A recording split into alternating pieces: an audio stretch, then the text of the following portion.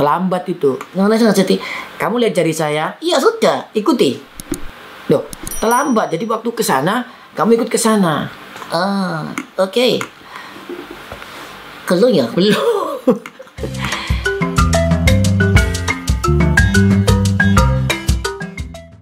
Halo semuanya, kembali lagi bersama saya Kak Jerry dan saya Kevin. Kita hari ini akan berdiskusi masalah bagaimana cara menggerakkan boneka atau kita sebut dengan mengoperasikan ilusi boneka. Wih, baru ini. Ya, memang masih tergolong dalam ventriloquism atau ilmu suara perut. Dan kali ini lebih sedikit advance karena untuk di video sebelumnya itu adalah basic ya. Jadi di video sebelumnya itu bagaimana memproduksi suara dan bagaimana kita mengatasi halangan dalam memproduksi suara-suara yang sulit karena kita terhambat dengan konsonan bila,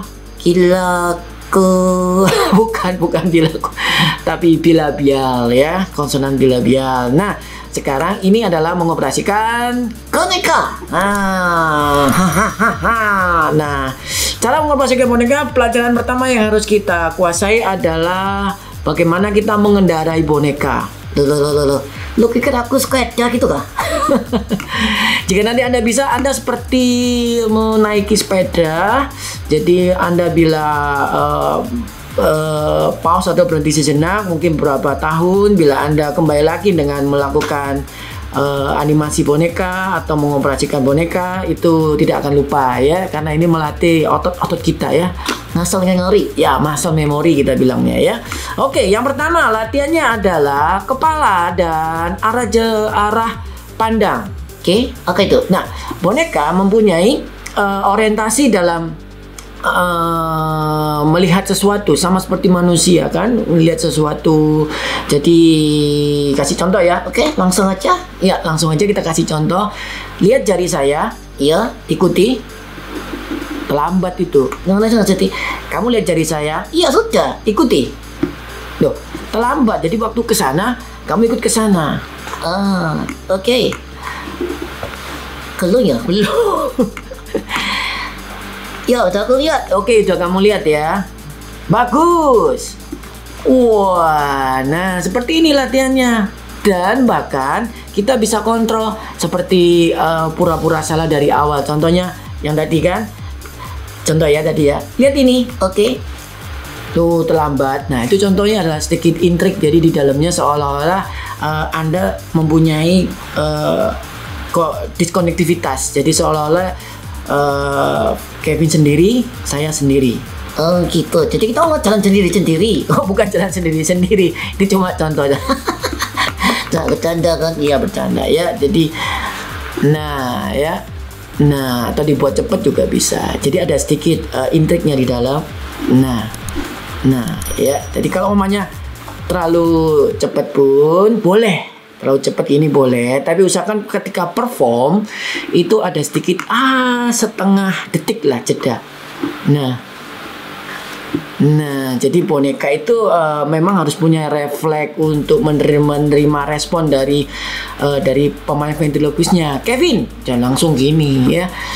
Kevin, oh iya. Nah, ada sedikit jeda kan, Kevin. Cokot, saya salah, kenapa ikuti kok? Ini accident ini. Bentar ya, kita ambil dulu. Nah, ini topi sangat legend sekali karena ini topi adalah pemberian dari almarhum Gatot Sunyoto. Wah, ya.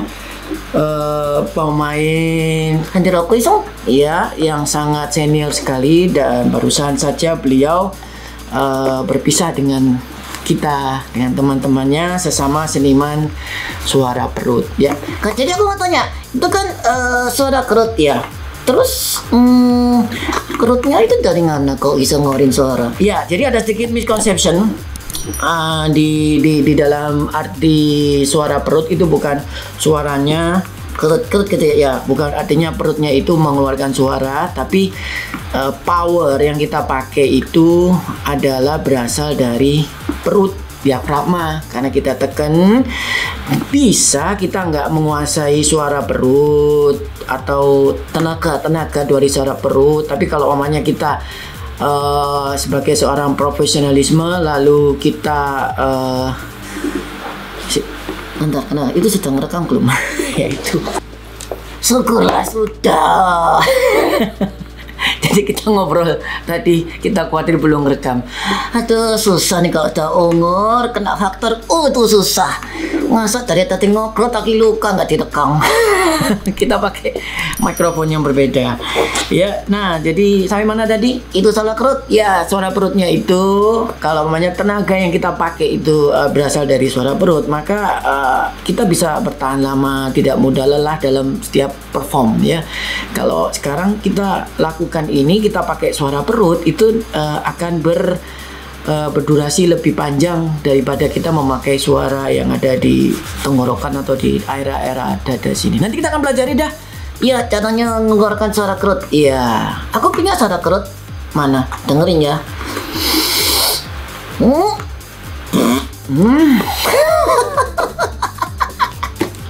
Itu suara bawah. Suara kau ya. Ya jangan diulang lagi. Ya. Oke, jadi sekiranya gitu latihannya pertama. Gini, yang pertama ikuti ala directionnya, sedikit jeda, jangan langsung terlalu cepat ya, harus ada jedanya ya kan. Lalu yang kedua adalah setiap kali kita ngobrol usahakan seperti boneka itu menerima informasi lalu mereka eksekusi. Contohnya Kevin, nah itu kan matanya kan sedikit lihat gitu kan, Kevin, nah baru dia nah ya, jadi ada respon dari gitu.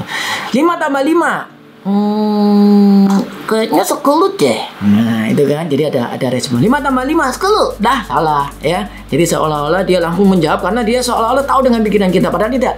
Kita seolah-olah tidak berapa ya,